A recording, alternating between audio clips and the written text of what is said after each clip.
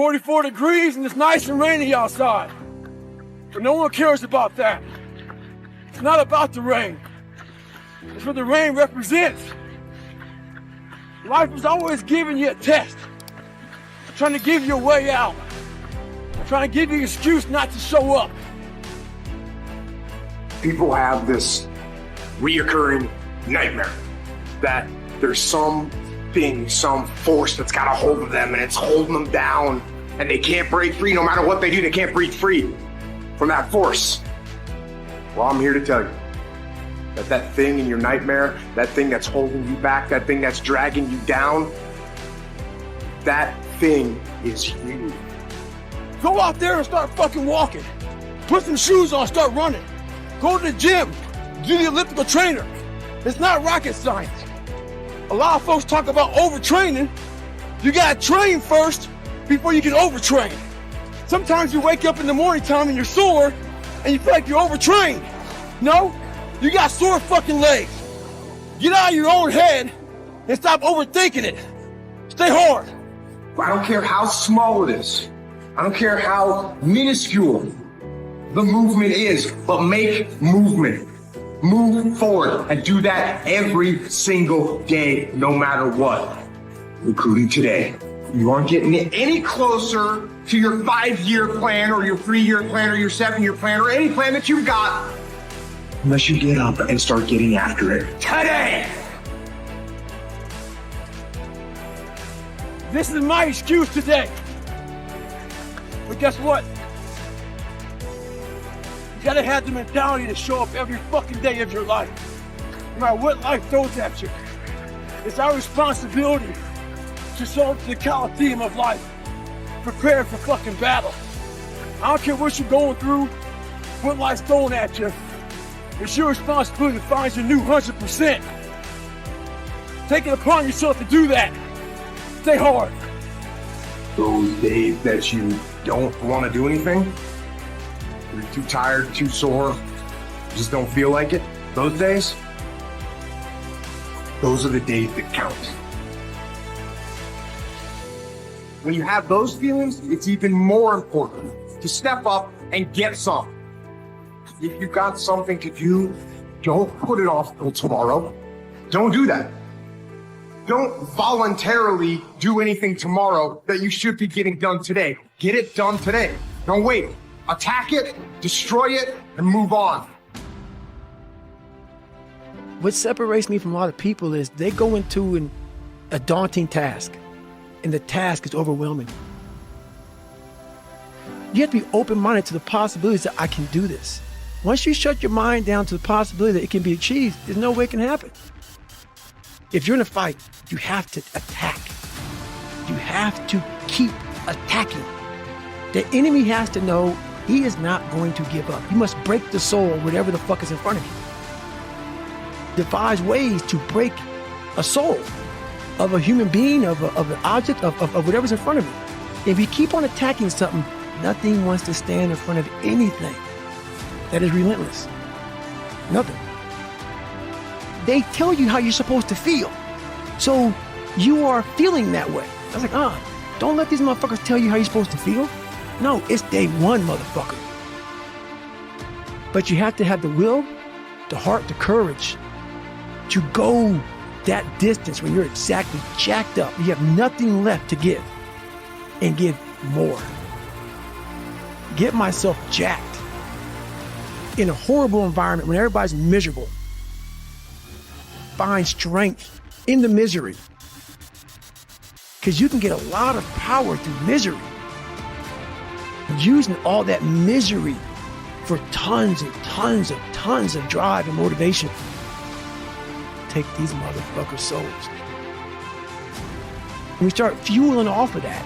We start fueling off the fact that, man, it takes 1 second of energy to steal everybody's. And then you have all the energy you need. That's all you need. You need to look at someone's eyes. You know how it is when you fight somebody, you broke that motherfucker. He's like, oh God, man, I don't want to go back to the next round. And you feel like, my God, I can fight all day. You have to take great pleasure in the fact that no one wants to be where the fuck you're at right now. Great pleasure, man. What makes, it has to bring a passion out of you. has to bring something very, very weird out of you, man. Like, you know, people don't really understand what that is. When you're in the worst environment possible, the worst situation possible, and everybody's looking like, God, man, I hope this ends. And you see that. Time slows down and you see that. You're feeling that. Everybody has that look on their face like, God, it's gotta go. I don't want to be anymore. When I was in the military, we called these instructor-led runs. Most of the time we knew the start and end point. So on the way back, I started seeing people getting happy and shit. Because the end was near. But there were some asshole instructors that would hear the happiness and go right on past the end point. When that happened, everybody stopped talking. Heads would stop dropping.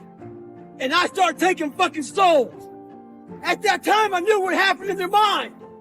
They were living off the hope factor. They hoped the instructors would stop running.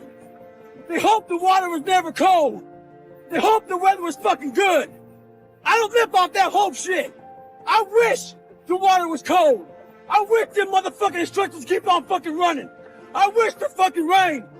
When the ending is unknown and the distance is unknown, that's when you know who the fuck you are. Stay hard. It's so easy to be great nowadays. Most people are weak. This is a softened generation. So if you have any mental toughness, any ability, if you have any fraction of self-discipline, the ability to not want to do it but still do it. It wasn't until I changed that mentality that I became somebody. That's life, man. But if you can get through to doing things that you hate to do, on the other side is greatness. I'm just calling to say Not getting civilized is about having a savage mentality. That's the worst thing that could ever happen to any human being is they become civilized. It's that total accountability. Like even when you retire, there's a motherfucker looking at me and judging me right now, man. I was the baddest person to ever live. It doesn't go away, man. You gotta wake up, even though you're retired, you're never retired. You're setting the example every single day of your life. And being civilized feels so good. I'm sorry, man. Once you get to the top, you may retire, but you ain't never coming back home, man, because now you're judged. People see you falling off. You want to be that guy who knows I may be retired from the sport or wherever I did, but I'll be damned if you ever see me looking like shit, feeling like shit, not arriving. You're always setting the example. Civilization feels so good. These comfortable feelings are what people want. They want retirement. They want that. They need that. The only way to keep from getting rusty is to constantly oil that motherfucking machine. The machine exists. You got to keep challenging every day. Or so many people die, live 100 years, never fucking know who they are. Never know who they are. You have to look in that mirror and know there's so much more in here, man. So what's your fucking excuse? Maybe that shit's in your fucking head. Maybe that's your excuse for not being better. Life's a real big fucking picture. When I was young, all those things got in my head. Black, fucking not smart enough, single mom, all that bullshit owns space in my head. If you're allowing people and things and situations to own space in your fucking head, you're losing. Last thing, life's one big fucking head game. You play with yourself. If you lose, it's because you allow life to get in your fucking head. Stay hard.